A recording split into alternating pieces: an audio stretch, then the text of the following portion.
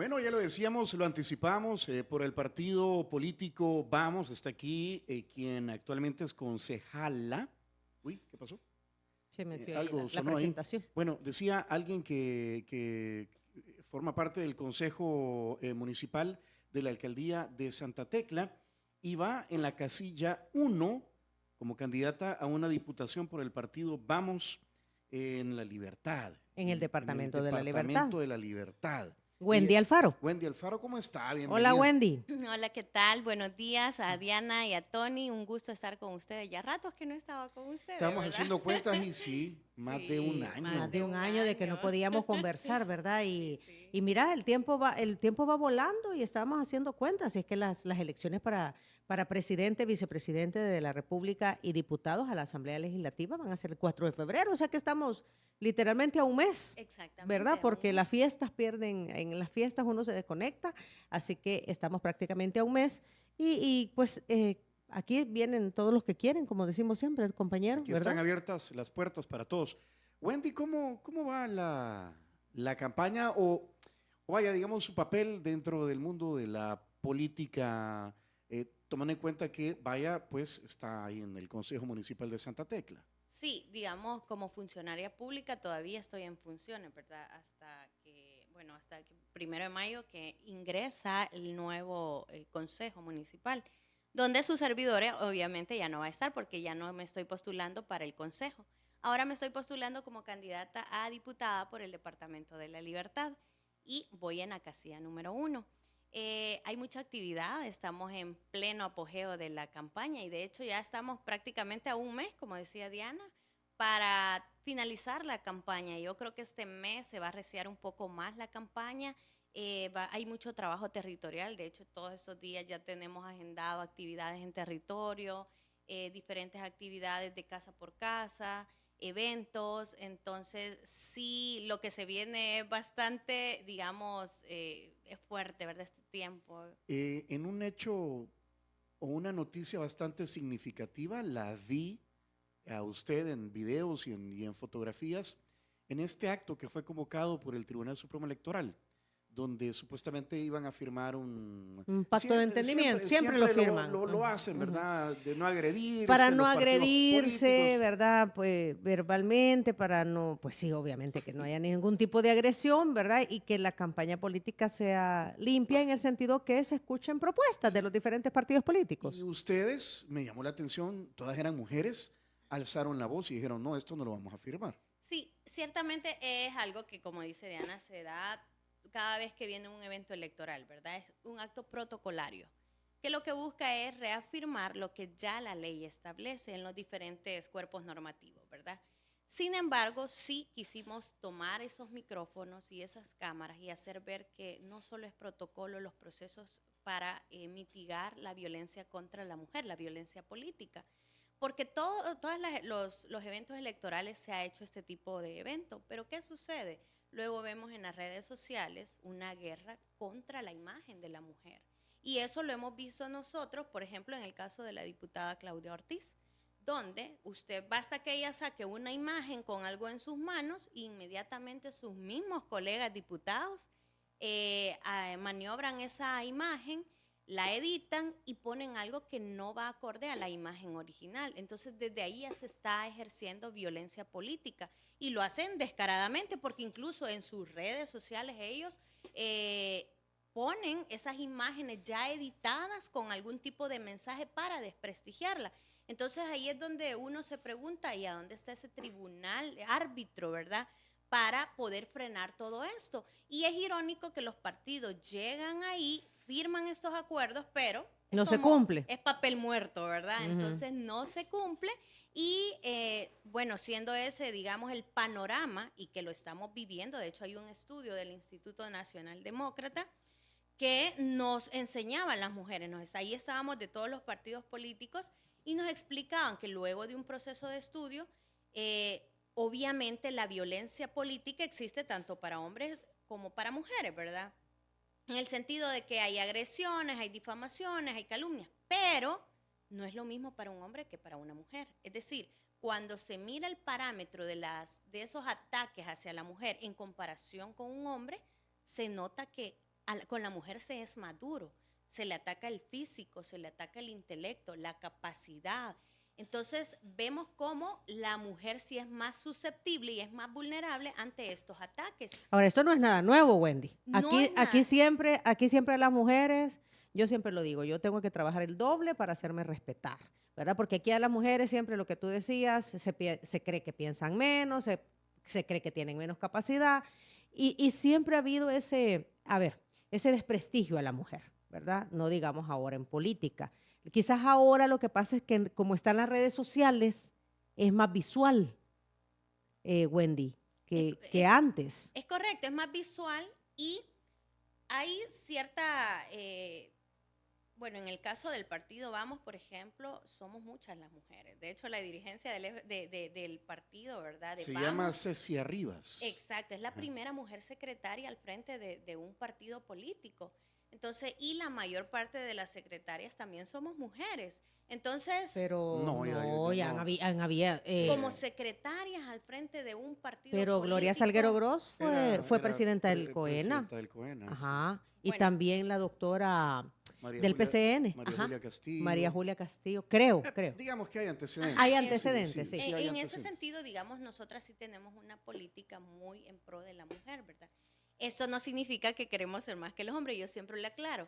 El caso es de que tenemos que equiparar esas condiciones y yo siempre lo he dicho, imagínese una carrera, y Diana lo ha dicho muy bien, donde usted va a competir con un hombre y está la pista lista para que los dos digan listos y fuera.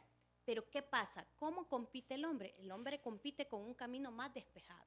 La mujer va con sus tacones, con su bebé, con sus hijos, queriendo estudiar para superarse más, porque como dice Diana, tenemos que demostrar que sí somos capaces, que somos competentes, y eso implica incluso tener más estudios para poder decirles, miren, sí, yo tengo las credenciales para esto. En cambio, el hombre puede ir en esa misma ruta y sin mayor prejuicios de los que sí se le van a poner a la mujer, sin mayores estereotipos. ¿Cuántos hombres tenemos, por ejemplo, en la palestra política que no son estudiados? Pero ponga a una mujer que no es estudiada y le van a decir, solo para maquillarse o para, mejor se debería quedar en la casa cuidando a los niños. Es más, hemos tenido compañeras que han ido a medios de comunicación y le han dicho, mire, y no cree que su bebé está muy chiquito, no le saldría mejor que se quede cuidando al niño en casa. O sea, y lo hemos vivido en este contexto político, en estos días. Entonces, ve cómo a veces es parte del panorama, de la cultura, del momento. O sea, creo que casi sale por default, ¿verdad? No es siquiera con intención, sino es que parte de nuestra cultura. Y contra eso es lo que nosotros queríamos protestar y decir, no más, digamos, protocolo, ¿verdad? Hay que hacer cumplir las leyes. Y tengo una curiosidad, ustedes llegaron ya con esa intención, ¿verdad? Al acto. Sí, de hecho nosotros queríamos ver, escuchar, ¿verdad? Qué es lo que decían las autoridades al respecto, si va a haber algo novedoso, ¿verdad? Los partidos que también están en alguna medida ejerciendo mayor violencia por estar en una posición de más ventaja, queríamos ver qué es lo que sucedía y no sucedió nada, es decir, prácticamente lo mismo, ¿verdad? Porque Entonces, estaban ahí también presentes partidos como por ejemplo Nuestro Tiempo, el FMLN, el PDC y Arena, que yo no sé si ellos llegaron a firmar y cuando vieron la actitud o el posicionamiento de ustedes, reflexionaron y las acompañaron. de hecho ellos no fueron, solamente no firmaron, dijeron que no iban a asistir y que no iban a firmar. Ni ¿verdad? siquiera fueron. Exacto. Ujú. Nosotros sí aprovechamos, como le decía, el momento para visualizar que muchas veces la ley está escrita en papel, se hacen actos protocolarios, se invierte mucho dinero, un evento muy bonito y todo, ¿verdad? Pero en la realidad sigue sucediendo lo O sea, mismo. lo que tú dices al final no se cumple. Pero han habido denuncias de parte del partido Vamos, en este caso al cual tú perteneces, al Tribunal Supremo Electoral, por señalamientos que no aplican. Anteriormente sí lo hubo, y estoy hablando del evento pasado. Incluso hubo una persona quien ejerció la acción, ¿verdad?, que correspondía judicialmente, y el proceso no trascendió a más. En este evento electoral sí se han hecho denuncias públicas en medios de comunicación, mas no se ha activado, digamos, el protocolo que indica el tribunal. Esto pasa por el hecho también de no tener la suficiente confianza hacia el ente que está siendo un árbitro. Desde el momento que permiten que haya una candidatura compitiendo, cuando la misma Constitución te dice que no podía participar, entonces empiezas a tener un cierto temor y cualquiera diría, entonces, ¿por qué van a participar? Pero al final de cuentas, los que estamos vulnerando las leyes y la Constitución no somos nosotros, sino otros partidos. Pero a donde esté ese árbitro para decir, mire, en un momento usted no puede participar por esta y otra razón, ¿verdad? Pero Wendy, en el caso de lo que ustedes señalan, miren, no firmamos el protocolo de respeto porque no creemos que se cumpla. Por eso preguntaba, ¿han habido denuncias de parte de ustedes como partido Vamos de situaciones en donde ustedes dicen, miren, nos han vulnerado, ¿verdad? No se está haciendo una campaña limpia en realidad y necesitamos que el árbitro actúe. Sí, como le digo, de manera, digamos, de ir y ponerla, no se ha hecho de manera pública nada más, ¿verdad? En los medios de comunicación. Uno a veces esperaría que se actúe de oficio, aunque sí existe un protocolo para activarlo, ¿verdad? Pero como le digo, ya ha sucedido en el evento pasado que se ha querido activar esto y no ha trascendido. Entonces es como una falta de confianza y visualizar que hay algo más que falta para que realmente funcione lo que está escrito. Hay mecanismos que se tienen que activar, ¿verdad? Y no precisamente solo pasa por la denuncia, sino porque también ese árbitro esté competente, sea imparcial, pero a la fecha no vemos esa imparcialidad, ¿verdad? Estaba escuchando la entrevista que le hizo Moisés Urbina al politólogo de la UCA, Álvaro Artiga, compañera. Ujú. Y él decía que algo extraordinario, palabras más, palabras menos, que estaba ocurriendo en estas elecciones es que mucho ya estaba dado por sentado, es decir, el porcentaje, o sea, que no hay competencia, que el porcentaje de apoyo que tiene el presidente de la República y el partido Nuevas Ideas, pues daba por sentado como que ya que es un trámite, ¿verdad? Y que estando en medio de una campaña política, se sentía que no estábamos en campaña política porque no se ven anuncios ni publicaciones de otros partidos políticos salvo que de Nuevas Ideas. Por ahí alguna valla, alguna foto de alguien, pero que estaba todo como bastante frío. ¿Así lo percibe usted? Definitivamente, creo que todos lo hemos logrado percibir, ¿verdad? En el sentido que ese bombardeo, ¿verdad? Mediático. Esto tiene muchos factores, ¿verdad? Que han influido en esto. Primero, estamos ante una crisis económica, venimos de una pospandemia. Bueno, de hecho, el evento pasado fue en plena pandemia, bien lo recuerdo, ¿verdad? Pero luego de la pandemia vino una especie de crisis económica. No especie, es una crisis económica que estamos experimentando todos. Los partidos políticos no son la excepción. Pero sumado a eso, el hecho de que los partidos políticos subsisten o logran subsistir en un evento electoral luego que el Estado hace cumplir lo que la Constitución dice y lo que las leyes dicen y le entrega la deuda política a los partidos políticos. Eso por una parte.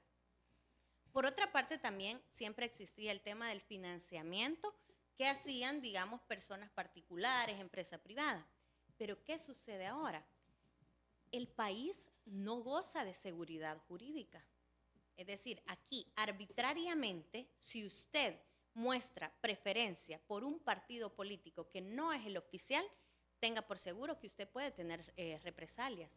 Entonces, en ese sentido, muchas de las personas que financiaban campañas y partidos políticos no lo están haciendo. ¿Y esto es bueno, es malo?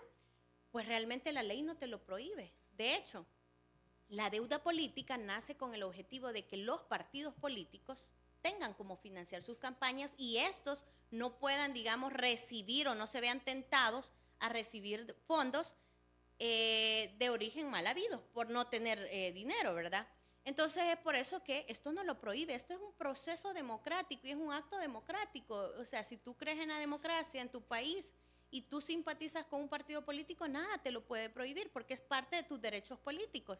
Pero hoy en día, como le digo, ni los empresarios ni las personas particulares se están atreviendo a financiar partidos políticos. ¿Le ha pasado eso a usted? ¿Ha llegado a tocar puertas y le han dicho que no? De hecho, nosotros siempre hemos tenido una filosofía donde, por ejemplo, no nos pueden donar, hay un techo que no nos pueden donar más de eso, a efectos de que tampoco nos sintamos, como le digo, doblegados a alguien que nos esté financiando. Pero por otra parte, también nosotros antes teníamos también un financista, ¿verdad? Que era el fundador del partido, ahora ya no lo tenemos. Entonces, ¿cómo logra subsistir? Logra subsistir, por ejemplo, de las aportaciones que hacen sus propios afiliados, ¿verdad? O los propios miembros del partido. Lo mismo sucede en los demás partidos políticos. Entonces, esta crisis económica se ve reflejada en no poner más publicidad y todo eso. Pero por otra parte, también vemos condiciones desiguales. Y esto se ha visto siempre también, no lo vamos a negar, ¿verdad? El partido que está en el poder es el que más publicidad se hace. Y es el que siempre utiliza fondos públicos para financiarse, medios que le pertenecen al Estado. Y aquí vemos cómo algunos medios, incluso estos días veía en las redes sociales, el portal que tiene en las redes sociales la Asamblea Legislativa, digamos, un portal de redes o unas redes sociales que deberían de informar meramente asuntos institucionales, independientemente del partido, ¿verdad?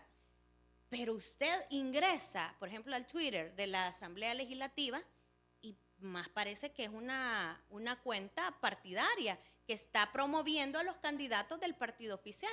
Entonces vemos cómo también estamos en condiciones desiguales y esto hace que, por una parte, se sienta que los únicos que están en campaña es el partido oficial y que ya se da por sentado, por ejemplo, que va a haber una reelección o que van a tener la mayoría de los diputados, mientras los otros se ven dormidos y la gente dice, bueno, ¿y dónde está la oposición? Pero la oposición, para que salga avante también, tiene que tener financiamiento, tiene que pagar, ¿verdad? Porque todos los espacios se pagan, ¿verdad? Esas vallas publicitarias, las pautas. Y creo que lo que no hay hoy por hoy es esos fondos. Y he escuchado, ¿verdad? Algunos partidos dicen que no les han entregado la deuda política. En el caso de Vamos, no vamos a recibir deuda política, aunque esta se nos entregara, ¿verdad? No la vamos a solicitar, más bien. ¿Por qué? Porque creemos que estamos también en un contexto de crisis económica. Son millones los que se gastan en campaña política. Y yo creo que hoy por hoy tenemos el reto de hacer campaña bajo una filosofía de propuestas concretas, ¿verdad? Uh-huh. Dijo también el politólogo Álvaro Artiga que el país se estaría acercando a un sistema de partido hegemónico, donde hay un solo partido que ostenta el poder y pequeños partidos con representación bastante limitada en el Congreso y en los territorios. Algo así, y puso como ejemplo los 70 años del PRI en México. ¿Concuerda usted con eso? O sea, ¿que vamos hacia eso? Creo que todo se ha estado maquilando a efectos de que nos vayamos en ese rumbo, de que haya una aparente pluralidad política, porque la Constitución dice, ¿verdad?, que tiene que existir pluralidad, o sea, el Estado es democrático, republicano, pluralista. Es decir, aquí no puede existir solo un partido político, una hegemonía partidaria. Sin embargo, hemos visto cómo de la nada han surgido algunos partidos políticos. Crear un partido político es muy costoso, no solo en el trabajo que se requiere, sino en lo económico. Y vemos cómo de la nada han surgido algunos pequeños partidos políticos que muchos le llaman partidos satélites, porque realmente van siempre bajo la misma línea de, digamos, venerar a un solo líder, ¿verdad? Entonces decimos, ¿y cómo se están financiando? Porque curiosamente estos pequeños partidos que no sé de dónde han salido, sí están teniendo la capacidad para darse más publicidad, ¿verdad? ¿Y qué está sucediendo con aquellos partidos que sí son más como, que tienen un criterio más contrario al oficialismo, que son más opositores? Vemos como estos poco a poco se ven desvaneciendo también, porque hay una narrativa mediática donde te dice, ¿verdad? Esto es lo nuevo, esto es lo mejor, esto es lo único, y aquí y la pluralidad se pinta con todos esos pequeños partidos satélites que están alrededor, pero que realmente son lo mismo, ¿verdad? Van con un mismo enfoque de venerar a un mismo líder. Entonces sí se corre ese riesgo, pero yo creo que hasta el día de las elecciones todavía el salvadoreño puede decidir. En ningún espectro de la vida es bueno tener todo en una sola mano, ¿verdad? Siempre es bueno tener ese equilibrio. Bueno, nuestra misma Constitución no nos permite, el peso y contrapeso es necesario, porque ¿qué pasa si todo queda en una sola mano? deja de funcionar la institucionalidad ya en favor de los ciudadanos y empieza a trabajar en favor de los líderes, ¿verdad? Wendy, y si la situación para los partidos de oposición es tan adversa, ¿por qué decide entrarle, seguir adelante? Buena pregunta. Decirles que no fue fácil tomar esta decisión. De hecho, yo en algún momento consideré retirarme ya de este ámbito, ¿verdad? Del ámbito político. Exacto. Yo siempre le he dicho, yo estoy en política no solo por un hueso político. Yo estudié una carrera que me encaminaba en este rumbo o tomaba, digamos, el rumbo de la diplomacia, cancillería. ¿Qué carrera es? Yo soy licenciada en Relaciones Internacionales. Bien, es muy difícil, digamos, desarrollar su carrera, por ejemplo, en el ámbito de las relaciones internacionales, cancillería y todo este tipo de cosas, porque ya hemos visto que aquí en el país la mayoría de personas que forman parte del cuerpo diplomático ni siquiera son personas de carrera, ¿verdad? Son el primo, el cuñado, el amigo, y son cargos que se han vuelto bien políticos. Por otra parte, el otro ámbito que me abría esta carrera era el ámbito político, partidos políticos, incluso organizar, liderar partidos políticos. Y creo que es por lo que yo me incliné, me gustó, me costó poderme abrir puertas en este ámbito. Y qué bueno que se me cerraron las puertas en su momento, ¿verdad? Porque ahora estoy en un partido que definitivamente es totalmente diferente a lo que tradicionalmente veíamos, desde sus principios, valores, el tipo de personas que forman parte de estos partidos. Y sí estaba cuesta arriba todo esto, ¿verdad? Luego esta asimetría, no tener esta igualdad de condiciones para competir, pero luego de mucho, de darle mucha cabeza, ¿verdad? De reflexionarlo mucho y pedir mucha sabiduría, el apoyo de mis compañeros y la insistencia también, ¿verdad? Entonces finalmente decidimos dar la lucha, ¿verdad? Yo creo que habían dos costos, decir, miren, aquí quedaron derrotados o dar la batalla y decir, bueno, lo logramos y ser parte de esa historia que no se acobardó y que vamos a defender, digamos, a nuestro país, ¿verdad? Y cuando digo vamos a defender, esto pasa por el hecho de defender la institucionalidad, el Estado de Derecho, ¿verdad? Me guste o no me guste, me convenga o no me convenga, ¿verdad? Ok, tenemos que hacer pausa, son las 8 de la mañana con 28 minutos. Saludos a José Peinado, que dice, saludos Wendy, mi voto es por usted. Sara Cruz, vamos por más. José Felipe, Dios le acompañe. Wendy Guadalupe, Wendy Guadalupe. Wendy Guadalupe. Sí, así me llamo. La mejor opción para la asamblea es vamos, dice Ángel Bayona. Y José Rosales, pues que no está muy de acuerdo con las declaraciones. Aquí se escucha de todo. Y también expresiones que no vamos a tirar al aire. Muy bien, saludos José Álvaro. Y gracias a todos los que están pendientes también a través del WhatsApp. Hemos tenido ahí unos problemitas de audio, pero se están solucionando, Carlitos. Muy bien. Al regresar, ¿te parece, compañero? Hemos hecho como un análisis de cuál es el ambiente político en estos momentos que vamos a elecciones. Conozcamos cuáles son las propuestas que lleva Wendy, ¿verdad?, a la Asamblea Legislativa en caso de quedar como diputada. Sí, ha trabajado ahí en una plataforma. Sí, porque aquí alguien decía, hey, no escuchamos ninguna propuesta. No, a eso vamos. Pero antes le vamos a entregar a Wendy uno de nuestros obsequios, compañero, el Cherito Café. Ay, muchas gracias. Cherito Café es el café oficial en Diana Verónica y Tony. Wendy, es un café 100% salvadoreño. Viene de la zona norte de Chalatenango, de Santa Ana, de San Miguel, de Morazán. Y es el café que degustamos aquí. ¿Qué tal el cafecito? Muy rico. Pues eso es Cherito Café.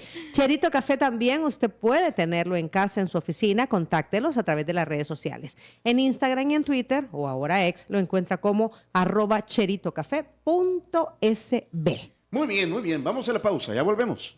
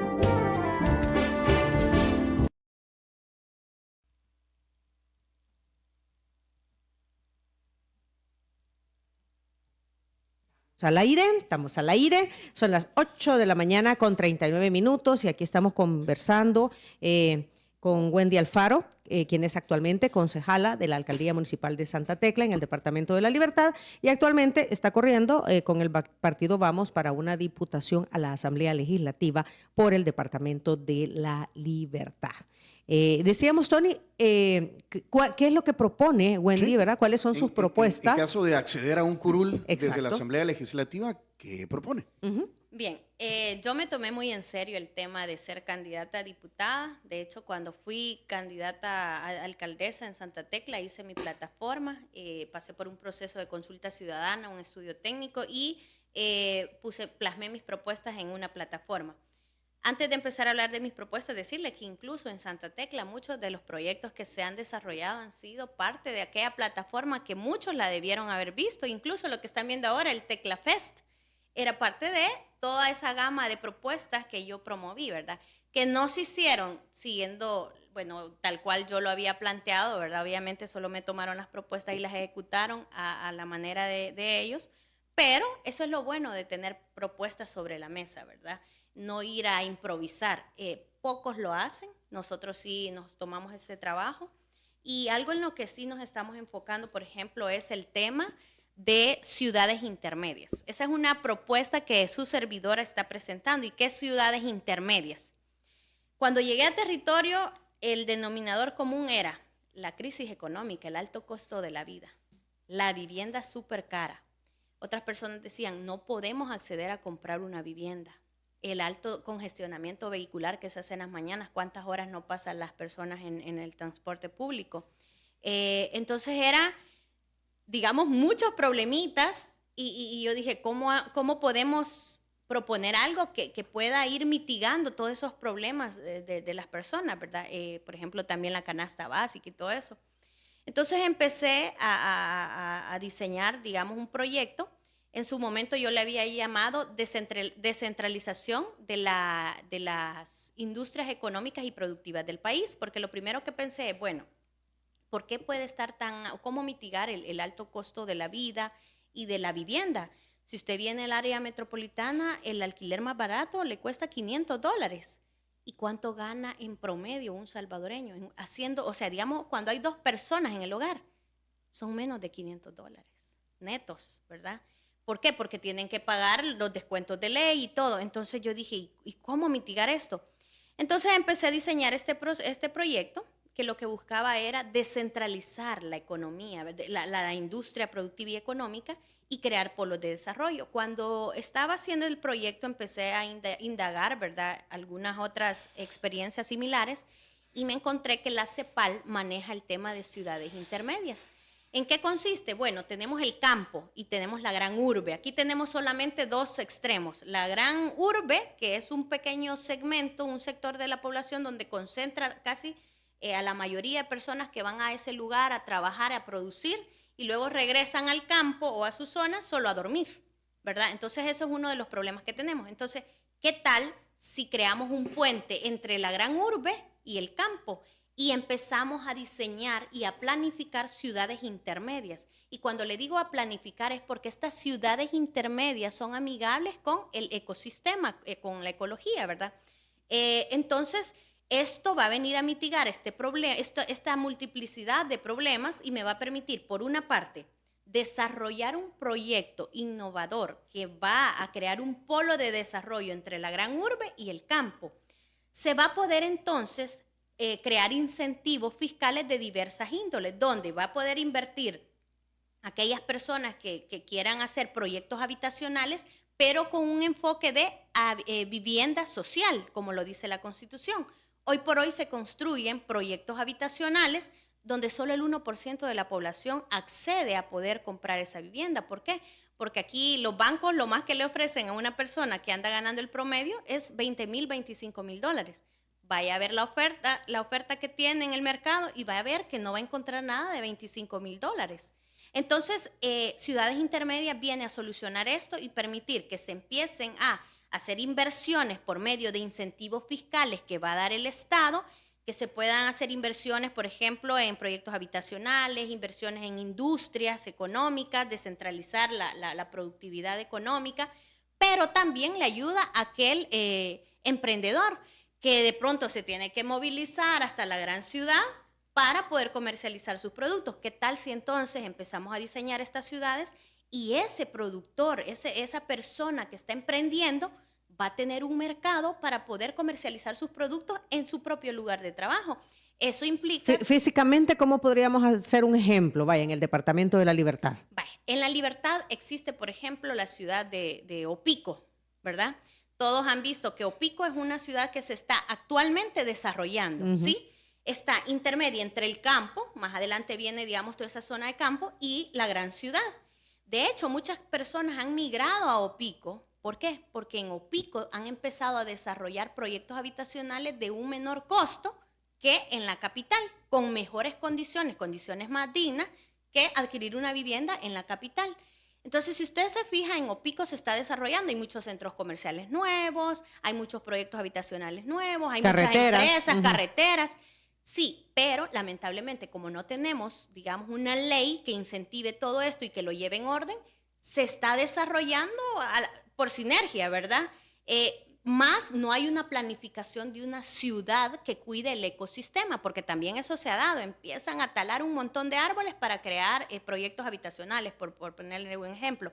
Entonces, si nosotros contamos con una ley que te regule esto, podemos hacer que ciudades como Pico, que quedan intermedias entre el campo y la ciudad, se conviertan en ciudades planificadas, donde exista desarrollo, pero también donde no se dañe el medio ambiente. Entonces, y esto me va a generar fuentes de empleo. Por ejemplo, solo desarrollar, invertir en esa zona, llevar tu empresa, llevar este proyecto habitacional, genera trabajo. También esto pasa por descentralizar a las instituciones públicas, es decir, los servicios públicos, porque muchas personas se tienen que movilizar otra vez hasta las instituciones públicas que te ofrecen algún servicio para poder hacer uso o digamos, de esos servicios que te ofrece esa institución. Entonces, Ciudades Intermedias busca esto precisamente. Esto no es algo nuevo, esto se ha hecho a nivel de todo el istmo, ¿verdad? De toda la esfera, ¿verdad? Se ha hecho tanto en Europa, en América Latina, y cada ciudad intermedia, según el contexto del país, tiene su propia peculiaridad. En algunos países, por ejemplo, ciudades intermedias se toma con base al número de pobladores, ¿verdad? Y así ya se considera una ciudad intermedia. Países como el nuestro, que son muy pequeños, pero que estamos sobrepoblados, pueden ser otros los factores que definan cuáles serían, digamos, esos elementos para que se convierta en una ciudad intermedia. En El Salvador hay muchas tierras muertas, es decir, tierras improductivas. ¿Qué tal si entonces empezamos a explotar esas tierras improductivas y las volvemos productivas y desarrollamos las industrias nativas? ¿A qué se refiere esto? Bueno, incentivar también el agro, la agricultura. O sea, es decir, ciudades intermedias no está divorciado ni separado del cuidado del medio ambiente. Hoy por hoy no hay una política nacional de agricultura que realmente tenga un enfoque de sacar, digamos, de esta crisis económica a este sector, ¿verdad? De hecho, casi el 90% de los productos que consumimos son importados de otros países. Por eso es que cuando Guatemala tiembla o tiene algún problema, pues nosotros también lo tenemos. Entonces, básicamente, Ciudades Intermedias viene a ser un alivio económico, un alivio integral que va a proveer una solución o va por lo menos a mitigar el tema de la falta de empleo, la falta de acceso a la vivienda, va a promover también la inversión, no solo de industrias, de grandes industrias, sino de industrias nativas, ¿verdad? De pronto textiles, artísticas, pecuniarias, de diversos sentidos, ¿verdad? Entonces, Ciudades Intermedias básicamente es eso, ¿verdad? Llevar desarrollo, crear nuevos polos de desarrollo en el país donde hay tierras improductivas y quedan en medio del campo y de la gran ciudad. De manera que la gente se pueda desarrollar en su propia localidad y no tenga que venir a trabajar, por así decirlo, a las grandes ciudades. Y mira que colateralmente esto me reduciría también el alto tráfico que se genera en la mañana, porque 3, 4 de la mañana, personas que vienen, por ejemplo, de Santa Ana, San Vicente, Sonsonate, que tienen que venir a trabajar aquí a la capital, toman el mismo bus, sacan su vehículo, entonces colapsa San Salvador, colapsa Santa Tecla a la misma hora. ¿Por qué? Porque todo está centralizado aquí. Entonces, si creamos esos polos de desarrollo, como usted dice, no voy a tener que movilizarme. ¿Que requiere una gran inversión? De pronto sí se requiere inversión, pero incluso cuando yo analizaba esto, ¿de qué es más fácil hablar? ¿Hablar de un subsidio o hablar de incentivos fiscales? ¿Cuál es la diferencia? Por ejemplo, un incentivo fiscal es, mire, si usted invierte en estas tierras, por ejemplo, va a pagar menos impuestos a las grandes empresas, ¿verdad? A decir, mire, le voy a dar tanto para que empiece, ¿verdad? Creo que es más viable, es más factible hablar de incentivos fiscales. Esto ya se ha hecho antes. De hecho, aquí para atraer, digamos, inversión de muchas maquilas, muchas veces a los extranjeros se les dan incentivos fiscales para que vengan a hacer inversiones aquí. Porque también no lo promovemos con nuestra propia gente, con nuestra propia industria. Bueno, ¿verdad? actualmente existe el incentivo fiscal para las empresas turísticas también, ya, ¿verdad? Que los que están invirtiendo en ese rubro tienen un incentivo, no me acuerdo si es exención de impuestos por una cantidad X de años. Hay varias. Ajá, ya hay empresas que tienen incentivos fiscales para que vengan precisamente a poner la empresa, pues, con el objetivo de desarrollar trabajo local, ¿verdad? Sí, y de eso se trata, ¿verdad? Y si se fija, digamos, esta propuesta abarca muchas problemáticas, ¿verdad? Incluso el tema de la vivienda social del que yo le hablaba. ¿A dónde están esos grandes proyectos que están pensados en el salvadoreño? Es decir, en la mayoría de los salvadoreños, en ese 99% de salvadoreños que no puede acceder a la vivienda. Entonces, esto es lo que busca, ¿verdad? Y con ello se le da respuesta a lo que ya mandata la Constitución, ¿verdad? En el tema de garantizarle al salvadoreño, por ejemplo, el derecho al trabajo, a tener una vivienda digna, a la educación, porque también Ciudades Intermedias va a venir a promover el desarrollo en la infraestructura, nuevas escuelas, nuevos centros asistenciales de salud, cercanos a la gente. Es decir, y como yo le decía, ¿se requiere inversión? Yo creería que más que inversión se requiere voluntad y poner en orden las prioridades del país. Porque mucho se está haciendo por proyectar un país del primer mundo, pero las características de ese país del primer mundo no se tienen. Eso pasa, por ejemplo, por el PIB. ¿Cuánto es nuestro PIB? La calidad de vida de los salvadoreños, el acceso a la educación, a la salud. ¿Cómo estamos? O sea, ¿cómo están nuestros indicadores? ¿Será que ya podemos decir que somos del primer mundo? No. Por el contrario, más de 200,000 personas han ingresado en un estado de pobreza extrema en El Salvador desde el año 2019 a la fecha. Eso según datos de la CEPAL, ¿verdad? Entonces, vemos cómo las prioridades están de cabeza y mientras yo quiero proyectar un país del primer mundo, que no está mal, pero me estoy olvidando de lo esencial. Es decir, esto es como que usted, su salario, cuando lo recibe, lo primero que haga es pensar en qué ropa nueva va a comprar, en qué teléfono va a cambiar, ¿verdad? Mientras no está cubriendo las necesidades básicas que son vivienda, educación, salud, trabajo, ¿verdad? Entonces, el Estado también tiene que velar por sus ciudadanos. Ok, esas serían las ciudades intermedias, el proyecto de ciudades intermedias. Esa es la ley de ciudades intermedias. ¿Qué otras propuestas hay? Y aclarar, ¿verdad? Y alguien diría, ¿y esto es de ley? Sí, y por supuesto que se puede complementar con una política pública por parte del Ejecutivo. Por eso le digo, mire, de llegar a la Asamblea Legislativa no vamos a ir a hacer una piedra de tropiezo del gobierno. No, si nosotros a quienes queremos representar es a los salvadoreños que hoy por hoy no están siendo representados. Si alguien trabaja sobre la base de estudios técnicos de las necesidades de los salvadoreños, no tendría por qué haber tanto revanchismo dentro de la Asamblea Legislativa. Se estaría pensando en legislar para los salvadoreños. Yo creería que incluso el Ejecutivo no le iría mal crear una política de ciudades intermedias luego que ya existiría una ley, ¿verdad? Y con esto lograr ese desarrollo. Pero por supuesto que esto pasa por un proceso de madurez política, profesionalismo, ética, y de que los salvadoreños sepan elegir a su gente. ¿Cuáles son las otras propuestas que su servidora tiene? La ley no más bien la ley, sino que trabajar sobre una base de parlamento abierto. ¿Y qué significa esto? Bueno, parlamento abierto, a diferencia de lo que actualmente se tiene en la Asamblea Legislativa es una caja negra, que usted no sabe lo que hay ahí, la información está reservada, no fluye, el salvadoreño ni siquiera puede ingresar fácilmente a la casa del pueblo.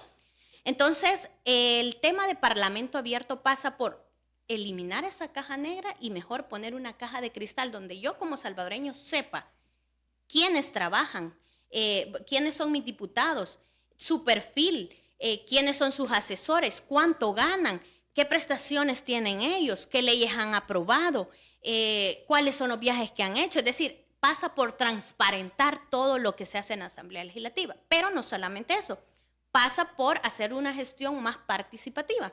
Hoy por hoy, cuando usted menos siente, le crean una ley, ay, a mí me está afectando, ¿verdad? Ley de Bitcoin, por ejemplo, y a quien le preguntaron. Es como lo que pasó de la dolarización, es decir, nos dolarizaron y la gente se quejó porque nos dolarizaron, a nadie le preguntaron. Entonces, lo mismo que pasaba antes es lo mismo que está pasando ahora. Antes llegaban a las altas horas de la madrugada para aprobar leyes que no beneficiaban al salvadoreño, que beneficiaban a ciertos sectores. ¿Y qué es de diferente ahora? Si hoy por dispensa de trámite se aprueba todo. Es decir, ahora se corre en todo ese proceso de discusión de ley y de un solo pasa al pleno y es aprobado. ¿Qué aprobaron? Ni ellos mismos saben, porque luego cuando dan declaraciones no saben de qué están hablando. Entonces, pasar de Parlamento Abierto también promueve el tema de tener una asamblea más abierta y participativa. Es decir, yo como ciudadano tengo una causa, por ejemplo, el sector de agricultura y ganadería, ¿verdad? Ellos insistentemente han llegado a la Asamblea Legislativa a pedir que por favor trabajen en un proyecto de ley en beneficio de este sector. ¿Y qué han hecho? A todas las personas los reciben con barricadas. Y si aprueban leyes, los hacen de manera inconsulta y aislada de estos sectores afectados. ¿Y por qué entonces no consultar con quienes viven el día a día eso? Si al final van a ser los afectados. En la parte final, esto lo pueden encontrar en mi página web. De hecho, yo tengo una página web donde están todas mis propuestas. ¿Cómo se llama la página? Es www.vamoswendyalfaro.com y ahí pueden encontrar todo lo que estoy hablando. Y en la parte final dice 8 etapas de ejecución de nuestra gestión de representación bajo una metodología de Parlamento Abierto. Hay 8 etapas. Es decir, lo que yo estoy hablando no solo es por hablar, ya llevo un estudio, ya se ha hecho, hay un esfuerzo internacional. De hecho, El Salvador recientemente fue expulsado de la Alianza para Gobierno Abierto. Esto es hablando a nivel ejecutivo, ¿verdad? ¿Por qué fue expulsado? Porque El Salvador no cumplió con los estándares internacionales que estos esfuerzos, estas organizaciones le establecen a los gobiernos para llevar gestiones transparentes que promuevan la anticorrupción. Entonces, Parlamento Abierto es similar al esfuerzo de Gobierno Abierto, pero en este caso trabaja con el Parlamento, con las asambleas. Entonces, su servidor está dispuesta a entrar dentro de estos altos estándares y someterme a estos altos estándares a efectos de demostrar que El Salvador puede ser diferente dentro de la gestión legislativa, siguiendo altos estándares que me van a permitir ser transparente, rendir cuentas, ¿verdad? Hacer de una gestión participativa, ¿verdad? Y tener ética y probidad. Y esto se puede hacer sin ley, por supuesto. Si ya el Estado con toda la normativa que tiene nos manda a ser probos, a ser éticos, a no ser corruptos, ¿verdad?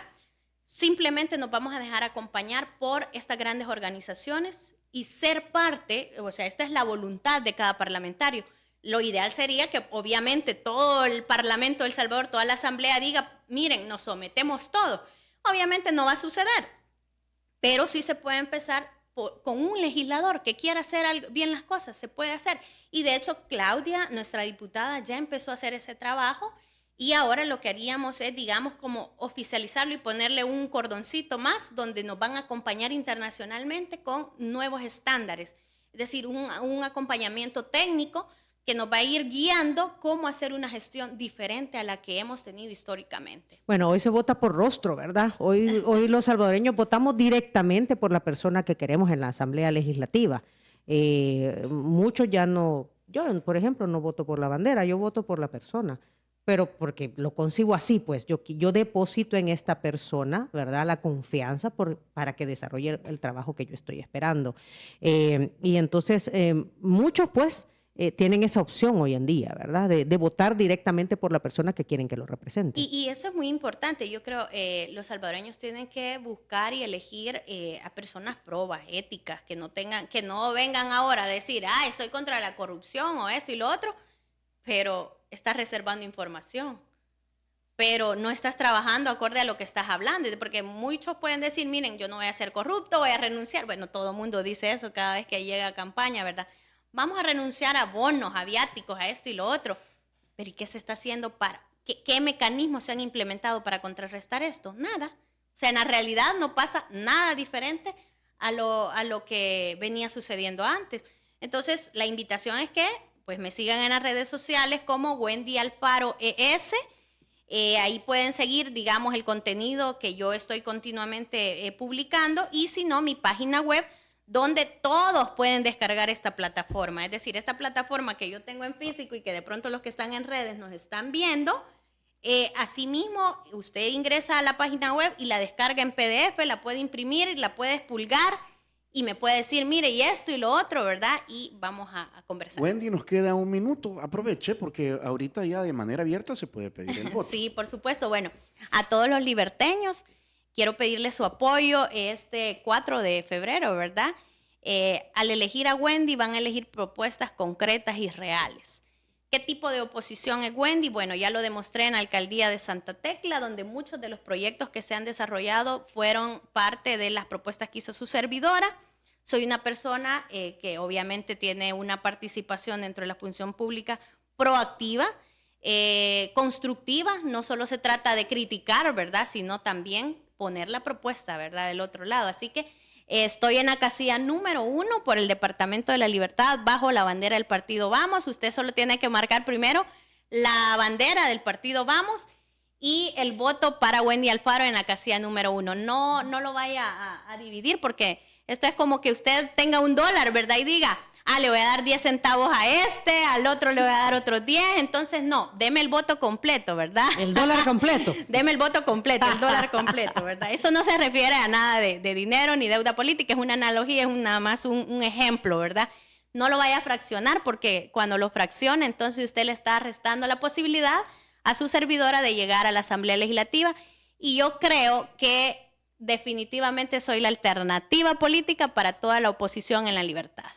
Bueno, Wendy, así como usted ha venido, repetimos, desde este programa las puertas están abiertas para todos los partidos políticos, para todos quienes los candidatos. Los candidatos. Así es. Ya estuvo con nosotros Sueci Callejas. La semana antepasada estuvo con nosotros. Del partido Nuevas Ideas, ahora ha estado Wendy, y así vamos a ir abriendo las puertas a otros candidatos. A otros partidos políticos, así es. Muy bien, son las 9 de la mañana con 1 minuto. Si usted quiere conocer su punto de vista, la posición de Wendy Alfaro y cuáles son sus propuestas, porque ella está corriendo por un espacio para ser diputada en la Asamblea Legislativa, ponga mucha atención a lo siguiente.